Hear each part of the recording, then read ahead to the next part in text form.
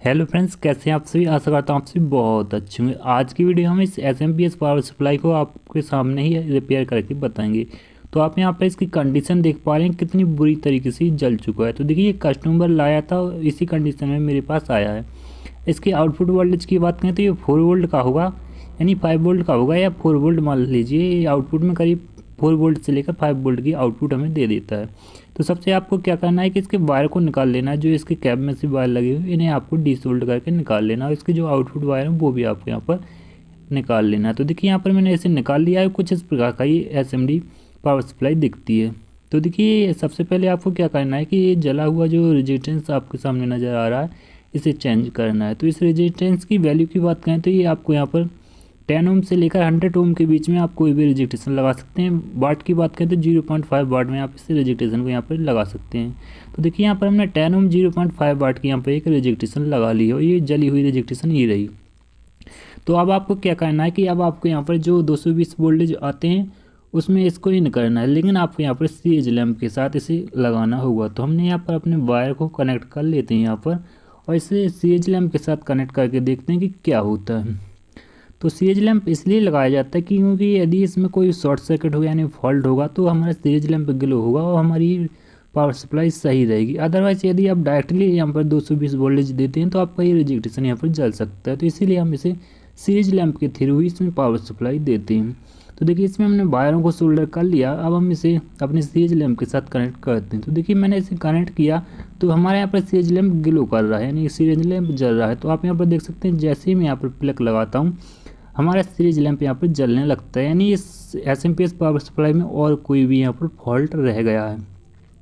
तो फॉल्ट को find out करते हैं और वीडियो में आगे बढ़ते हैं। तो देखिए, यहाँ पर इस एसएमपीएस पावर सप्लाई को मैंने निकाल लिया। अब आपको यहाँ पर अपने मल्टीमीटर को ले लेना है। आपने जो सीरीज लैंप के साथ कनेक्ट किया था वहाँ पर वायरों को डिसकनेक्ट कर देना है, यानी निकाल देना। फिर आपको मल्टीमीटर से इसकी टेस्टिंग करनी होगी।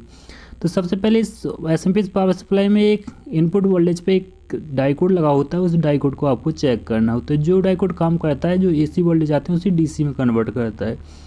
तो देखिए, यहाँ पर हमारी लाइट चली गई तो no doubt, no confusing, no दिक्कत। हम इसे अपनी एसटीडी कंटिन्यू रखते हैं और इस एसएमपीएस पावर सप्लाई को रिपेयर करते हैं। तो देखिए, यहाँ पर हमने डाइकोड चेक किया, डाइकोड सही है, लेकिन हमें यहाँ पर ये कैपेसिटर का फॉल्ट यहाँ पर मिला, यानी कैपेसिटर यहाँ पर शॉर्ट हो चुका है। आपस में इसकी रीडिंग 0 ओम आ रही है।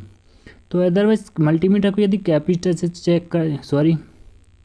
कैपेसिटर को मल्टीमीटर से चेक करते हैं तो क्या होता है कि कंटिन्यूटी मोड पर यदि हम कैपेसिटर को लगाते हैं तो पहले रीडिंग आती है, फिर वो धीरे धीरे रीडिंग कम होती जाती है।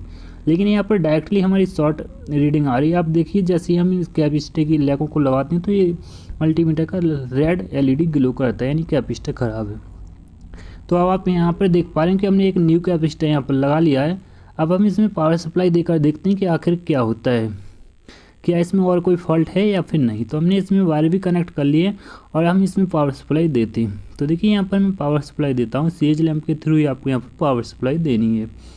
तो देखते हैं क्या होता है। तो देखिए, जैसे ही मैंने इसमें पावर सप्लाई दी तो एलईडी हमारे यहाँ पर ग्लो हो चुका है। आप यहाँ पर देख सकते हैं एलईडी हमारे यहाँ पर ग्लो हो चुका है।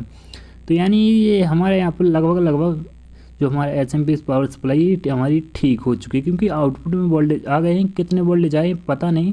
इसकी टेस्टिंग हम स्टार्ट करते हैं। तो देखिए, मैं आपको 2-4 पॉइंट बताता हूँ जहाँ पर आपको वोल्टेज टेस्ट करने चाहिए, और यदि उन पॉइंटों पर उतना वोल्टेज मिलता है तो हमारी एसएमपीएस पावर सप्लाई ओके होता है, सही होता है। तो आपको मल्टीमीटर को एसी रेंज पर सेट करना है। तो फिर आप एसी रेंज पर सेट करके आपको यहाँ पर एसी इनपुट वोल्टेज को चेक करना है। तो आप यहाँ पर देख पा रहे हैं कि जो हमारे यहाँ पर इनपुट वोल्टेज है वो हमारे यहाँ पर करीब 235-38 वोल्टेज के करीब आ रही है। अब आपको अपने मल्टीमीटर को डीसी रेंज 1000 वोल्ट की रेंज में सेट करना है। फिर आपको ये जो कैपेसिटर हमने चेंज किया है इसके दोनों पॉइंटों पर वोल्टेज चेक करना है। करीब 300 वोल्टेज के लगभग आपको मिलने चाहिए। तो यहाँ पर हमें 326 वोल्टेज देखने को मिल रहे हैं। आप यहाँ पर देख सकते हैं कि यहाँ पर हमें 326 वोल्टेज देखने को मिल रही है, यानी ओके है, हमारा ये कैपेसिटर सही है। तो देखिए, यहाँ पर यदि 300 वोल्टेज मिलते हैं तो ये इसका मतलब ये होता है कि हमारा ये कैपेसिटर सही है, यहाँ पर वोल्टेज बन रहे हैं, यानी एसी से डीसी में वोल्टेज हमारे यहाँ पर बढ़ रहे हैं। तो अब हम यहाँ पर आउटपुट वोल्टेज चेक करते हैं। तो देखिए, यहाँ पर 4 वोल्ट आपको आउटपुट वोल्टेज देखने को मिल रहा है। तो अब हम मल्टीमीटर को 20 वोल्ट की रेंज में सेट करके यहाँ पर आउटपुट वोल्टेज को चेक करते हैं। तो करीब आपको यहाँ पर 4.5 वोल्ट आउटपुट वोल्टेज देखने को मिल रहा है। तो इतना है, ठीक है, कोई प्रॉब्लम वाली बात नहीं है। यहाँ पर थोड़ा वोल्टेज शायद सीरीज लैम्प के साथ कनेक्ट है, इसीलिए यहाँ पर थोड़ा कम वोल्टेज आ रहा है। यदि आप डायरेक्ट कनेक्ट करते हैं तो आपको यहाँ पर 5 वोल्ट देखने को मिल जाएगा। लेकिन कोई प्रॉब्लम वाली बात नहीं है, किसी टॉर्च वगैरह का चार्जर है शायद, मेरे हिसाब से। मुझे नहीं पता किस चीज़ में ये यूज किया जाता है। मेरे पास रिपेयर के लिए आया था तो मैंने इसे रिपेयर कर दिया है, अब मैं इसे कस्टमर को दे दिया है।